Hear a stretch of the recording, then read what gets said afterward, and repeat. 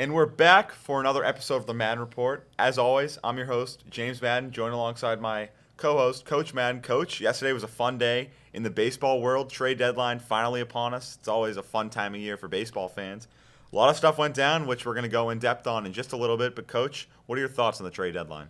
A lot of movement. A lot of people got what they needed. Obviously, like you said, we're gonna break it down a little bit, but there was a lot of guys that did move, and a lot of money moved around.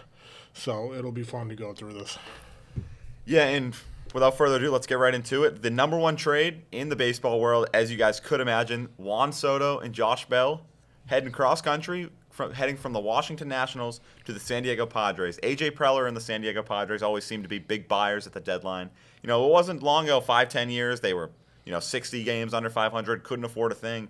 And now, they're paying some of the best players in baseball, Tatis, Manny Machado, now Juan Soto on the team.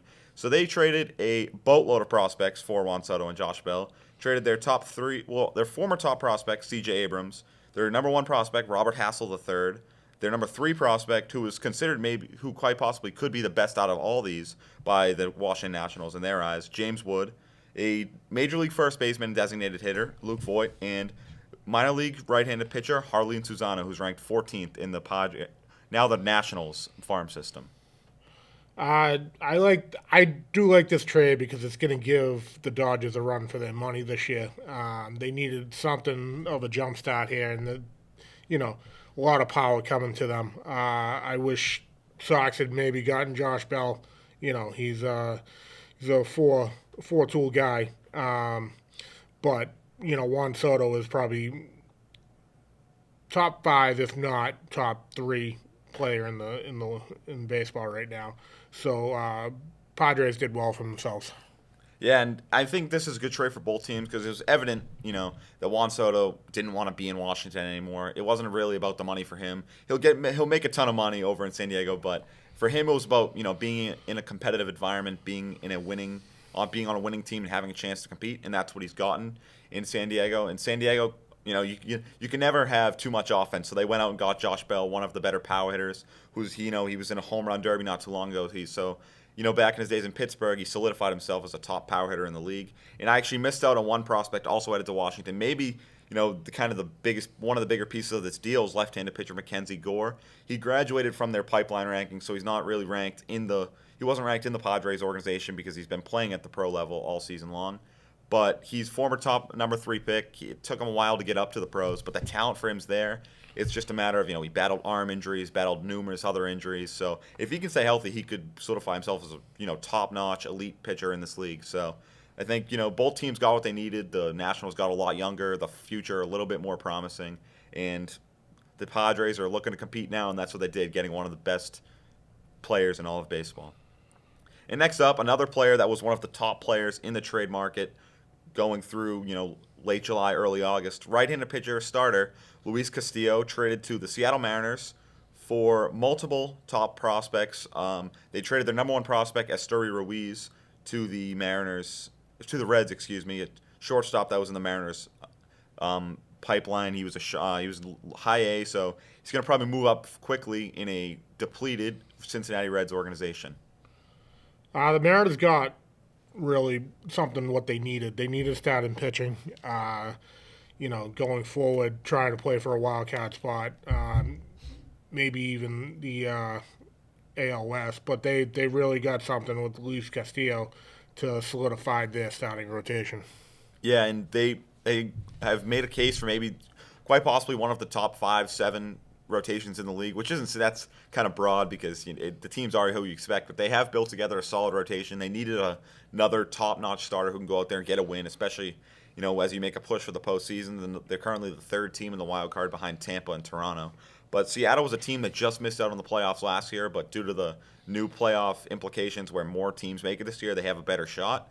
And he's going to be a solid number 2 starter behind Logan Gilbert, and this is a Seattle team hoping to make the playoffs for the first time since 2001. Next up, who at one point the season was untouchable. He would just strike out everybody he faced, has the highest strikeout rate in the history of baseball. At one point, like I said, the best closer in baseball, kind of developed the yips and had close to a 12 ERA in the month of July. Left-handed closer Josh Hader headed to the San Diego Padres for Taylor Rogers, Dinelson Lamet, and more prospects. This one, I think, was the surprise of the trading season, James. I don't think a lot of people thought that Josh Hader was going to move, but he did. And this was done rather early. This was done last week, maybe even a couple days before that, when trading hadn't even started picking up. So Padres got, they had to give up a few prospects, which they're loaded. So in that department, but Padres got a steal with this trade. Yeah, and I'm not a huge fan of this from a Brewers standpoint because the Brewers aren't a team that is selling, really. The Brewers are leading the NL Central. They are always, in the mix. Tony Maserati on a Red Sox broadcast calls them the Tampa Bay of the National League because they don't have the highest payroll, but they always find a way to, win games, be in the mix, make the playoffs. And for them to trade arguably their best pitcher is kind of mind-boggling to me because, like I said, he had the yips, but, players go through that, and he'll get through it because, like I said, at one point he was maybe the best closer in baseball. So they traded him to another team that they're kind of competing with in the playoffs. And there was a point where the back end of their bullpen was unhittable. They had Devin Williams as a setup guy, go out there, throw 2 innings, maybe 7th, 8th. The people wouldn't touch him. Then you throw out Josh Hader in the 9th inning, and that's 3 innings out of the pen that you kind of solidify a win. And so Devin Williams is going to move into a bigger role in the bullpen. But having both of those guys in the back end was pretty unhittable for opponents. But like I said, kind of mind-boggling that they decided to trade their best pitcher when they're leading the NL Central and aren't really in a position to sell. Next up, a trade that hits close to home for us. A trade I've always been a huge fan of him as a Red Sox fan, always one of my favorite players on the team. Christian Vasquez, the longtime Red Sox, 8 seasons with the team, headed to the Houston Astros for 2 mid-level prospects. Yeah, Vasquez is a very good catcher. A lot of people put him as one of the better catchers in the game. I don't think he's quite to that level, but he was the heart of this Red Sox team. He always got timely hits, clutch hits when they needed it, and he was the backbone of the pitching staff. I will miss him, but I'm kind of hoping that they re-sign him in the offseason. Yeah, and I have mixed feelings about this because if you look at it as a Red Sox fan, it's kind of, you're sad because I've always loved Vasquez. I've grown to, just be used to him as our starting catcher. He played 8 seasons with the team. That's a long time, for anybody. Longest tenured Red Sox on that team. He got drafted in 2008. But if you look at it, just as a baseball fan and from a business aspect of the game, it makes a lot of sense. Last year of his deal, he's 32 years old, and, you trade him for 2 prospects. One prospect, Emmanuel Valdez, a AAA outfielder, has 31 home runs in AAA this season. He didn't play last night for the Woo Sox, but, you never know. Maybe next year he could come in, have Kike Hernandez, who's going to be a free agent. So he could come in, maybe be a starting outfielder for the Red Sox next year. And Vasquez said in his interview yesterday when being introduced to the team, the door's still open to return to the Red Sox. So they could have maybe fleeced the Astros altogether and, got 2 prospects for 2 months of them, and he comes back to Boston. But I'm going to miss Vasquez, but, like I said, as a baseball fan, you have to learn it's a business and learn it's probably for the better of the team. Just save money and save time and maybe get 2 prospects who, like I said, Emmanuel Valdez could develop into a solid MLB player with a ton of power. So Vasquez to Houston, and we move on to the next trade. Another trade that was a team who kind of got the 2 things they needed. That was a center fielder and a starting pitcher. The Philadelphia Phillies acquire Noah Syndergaard and Brandon Marsh for their top 2 prospects, Mickey Moniak and Logan O'Hoppe, from the Los Angeles Angels. Yeah, the Phillies kind of did well for themselves in this one. They got the starting pitching that they needed, and they got an anchor in the outfield that they lacked. Brandon Marsh can play, is very good defensively, can hit a little bit, and Noah Syndergaard, if he's on, and they needed a push somehow, and they did well for themselves. Yeah, and like I said, the 2 things they needed, a starting pitcher, which they got, Noah Syndergaard, and Brandon Marsh, which obviously they also got. And Brandon Marsh is a young outfielder, only 24 years old. They gave up, so originally it was only supposed to be 1-for-1. They gave up their number 2 prospect, Logan O'Hoppe, a AA catcher. And then they decided, well, we might as well make a push. There were 2 teams, in the Noah Syndergaard sweepstakes, them and Toronto.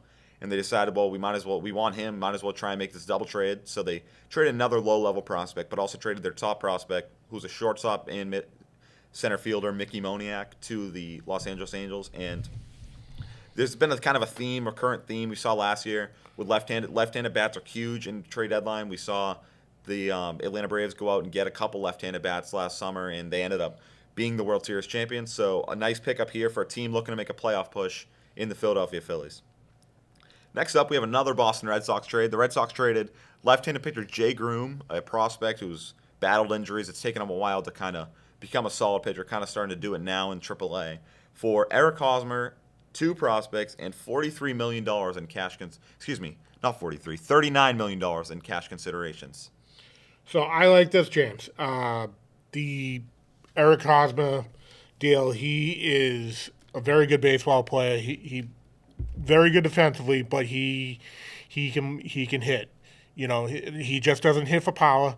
He hits up the gaps. He can manufacture runs if they need him to, and he's just a baseball player.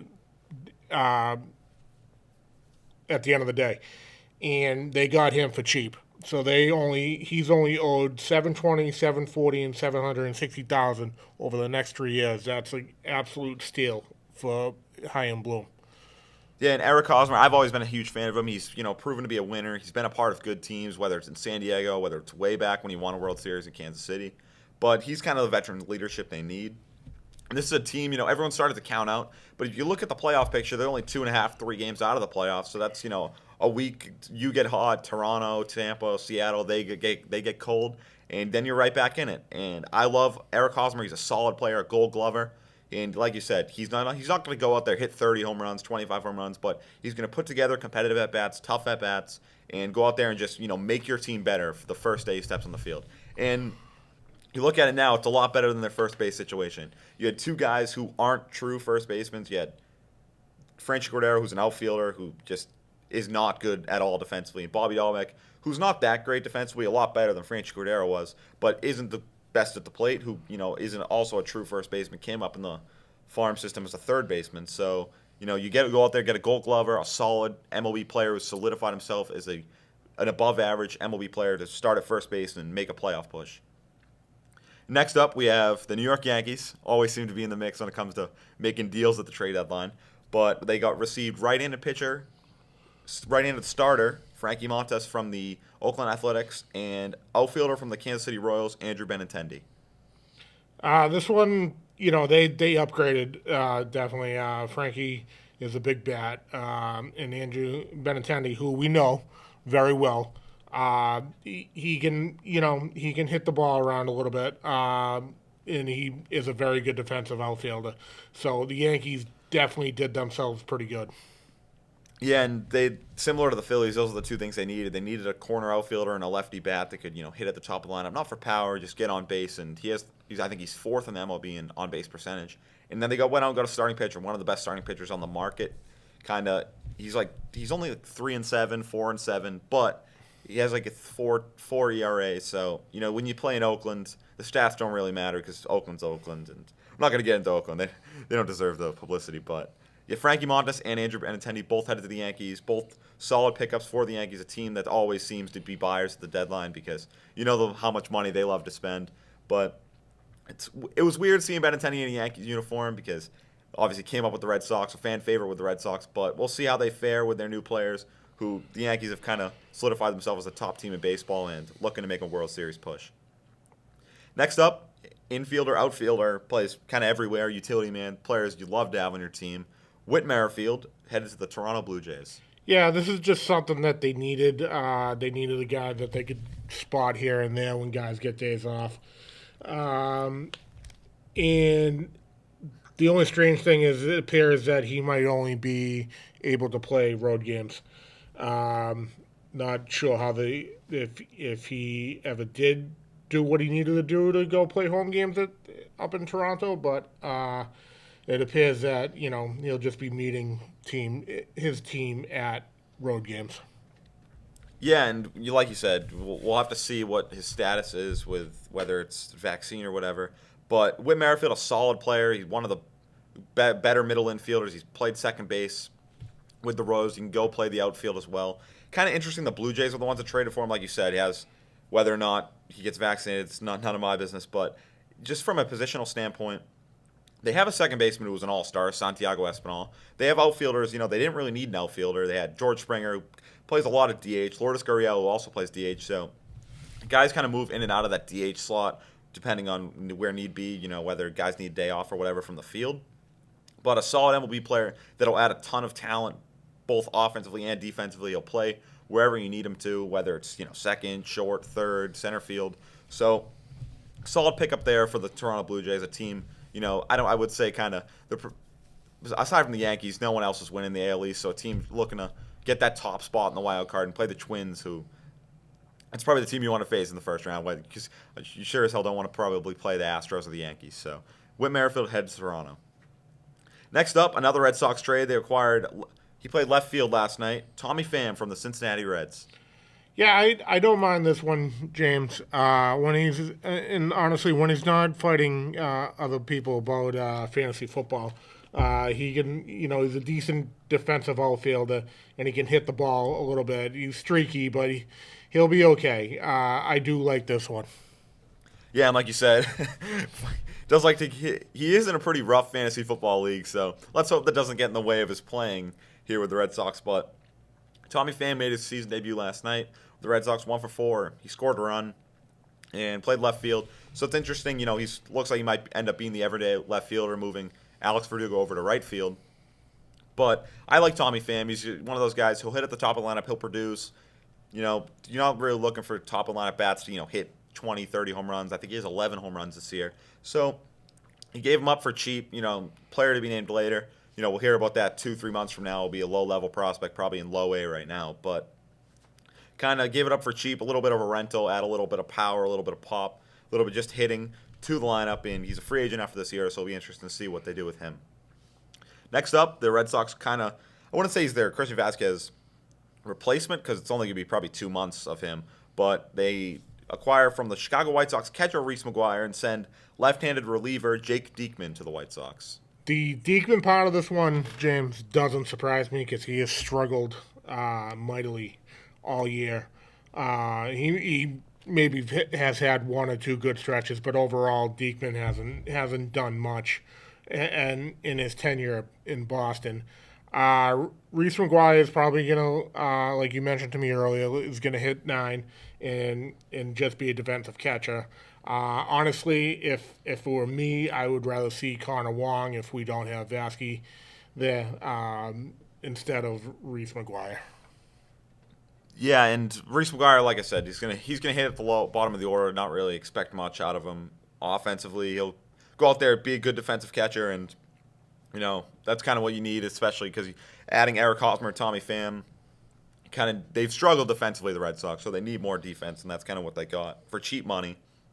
And Diekman, he's struggled this year for the Red Sox. He's had glimpses of him being good. He has good stuff. He can strike out a lot of guys, but then there's just there was just a time where he couldn't find the strike zone, and he had it the other night when they played Milwaukee.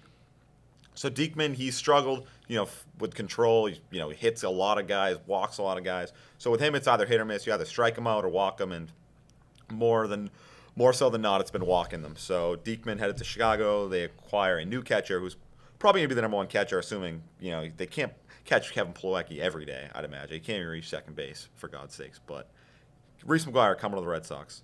And next up, we have right-handed closer Rosal Iglesias, traded from the Los Angeles Angels to the Atlanta Braves. This one is something definitely the Braves needed. They needed a closer, and they needed more right-handed pitching. So this is a solid pickup, and I'm sure that your brother Steven is very happy about this one. This is a good deal for them. Yeah, and Rosal Iglesias, he's been one of the better closers. He struggled early on this season with the Angels, but he kind of settled down, has started to have a good season. And, he was real good a couple years ago when he was in Cincinnati. But, you know what they say, when you get in a bigger market, you start to play a little worse. But Rosal Iglesias, well, like I said, one of the top closers in the MLB. Headed to the Braves, a team, they don't really have a true closer. They have Kenley Jansen on their team, but he's battled injuries. He's battled control problems. And, it's just better to have a sure-handed closer who's shown year in, year out. He can go out there, he can get your 3 outs, get you a win. And the Braves looking to, come at the Mets for the top spot in the NL East. And that's going to be a fun race. It always is. I feel like the Braves and Mets are always battling at the top of the NL East at the end of the year, when late August, early September. So that's going to be a fun race when it comes down to the end. But Rosal Iglesias headed to Atlanta. Next up, a trade I wouldn't say I'm surprised by, but maybe, I don't know. Jorge Lopez, an all-star closer. He's had a real good season in a very underrated bullpen and underrated team with the Orioles, headed to the Minnesota Twins. This is going to help them tremendously in a bad AL Central. This could possibly even get them over the top. I don't know actually what. I don't know what the AL Central standings are right now because it's always within 6 games. But this is probably going to get them over the top if it's not already done so. Yeah, and that they the Twins are. I feel like they're top the AL Central every year because the AL Central is just year in year out horrible. But Cleveland has been playing real good baseball. They came to Boston, won, split with them, then they went to Tampa, won 2 out of 3, and they've won both on a stretch against Arizona at home. So Cleveland's kind of making a push for the top spot in the AL Central. So the Twins are kind of scurrying. They don't have a closer. They have, their bullpen is kind of sketchy. They have Yohan Duran, who's either drills someone or throws 105, who's not very good. Emilio Pagano, every time he goes in, he blows the game. So they needed a closer, and they went out and got arguably the best closer on the market in Jorge Lopez. And if you're Oriole fans, you're kind of like, we're 2.5 games out of the playoffs. Why don't we make a push? But then you say Jorge Lopez is 32 years old, a closer. He probably won't come back with the team. Make a ton of money somewhere after a really good season. And you got 2-3 decent prospects from the Twins for a rental for Jorge Lopez. So the Orioles have really built themselves as one of the more fun teams to watch in baseball, a young team that is they're 2 games over 500, 2.5 out of the playoff hunt. And they're a fun team to watch. So the Orioles have arguably maybe the best bullpen in baseball, have a ton of nobodies. No one really knows who they are, but they go out there, they don't allow runs, don't allow hits. So the Orioles trade Jorge Lopez to the Twins. And next up, another player that they sold to the Astros, first baseman and outfielder, also occasionally plays DH, but you never know with Yordan Alvarez in that lineup. Trey Mancini, the Orioles traded him to the Houston Astros. Trey Mancini, I love. He's battled through a lot of illness in his career, and now I'm just happy he's going to a contender, and he'll do tremendous things in Houston. Yeah, and like you said, Trey Mancini, just baseball side, he's just a player everyone should root for. He's battled a lot, overcome stage 3 cancer during, his 2020 season. And Trey Mancini is now in a good situation. Hopefully, obviously the Red Sox win a ring, but hopefully he can go out and win a ring, because Trey Mancini's battled a lot. He's battled being a part of real bad teams in Baltimore as well. But Astros got what they needed. They were looking for a big bat in the lineup. They went out and tried to get Josh Bell. But the Josh Bell deal just wasn't going to happen, whether it was giving up too much. They also wanted to trade Juan Soto in the same deal. So Trey Mancini will add a ton of power, a ton of pop to that lineup. And the Astros, starting to look like quite possibly the best team in baseball. So Trey Mancini headed to Houston. And next up, our last trade of the day, we have David Peralta, a corner outfielder. It happened a while ago, so you kind of forget about it. The Arizona Diamondbacks trade him to the Tampa Bay Rays. They needed some outfield help, and they got that in him. He can hit a little bit. He can, manufacture runs when he needs to, and he's pretty good defensively. And it was a good spot for him to go. Yeah, and the Rays really, I think, should have done a lot more at the deadline because their team, they're always in the mix. Everyone knows that. But the Rays really didn't. They went out and got David Peralta, and then that was that. They didn't really do anything else at the deadline, but they got a corner outfielder who can go out there. He'll hit 20 home runs a year or whatever. But not the best pickup with what all the pieces on the board that you could have went out and got if you're Tampa. But they go out and get a little outfield help, a little offensive help. But at the end of the day, they lost the fan favorite of that clubhouse and of that locker room. Brett Phillips, now on the Orioles, he DFA'd him, ended up trading him for cash considerations. But Brett Phillips really brought fun to Tampa Bay because all 10 of their fans can probably agree with me. But without further ado, that'll wrap up our show of the MLB Trade Deadline. As always, I'm your host, James Madden. And on behalf of my co-host, Coach Madden, thanks for joining, and make sure to tune in next episode.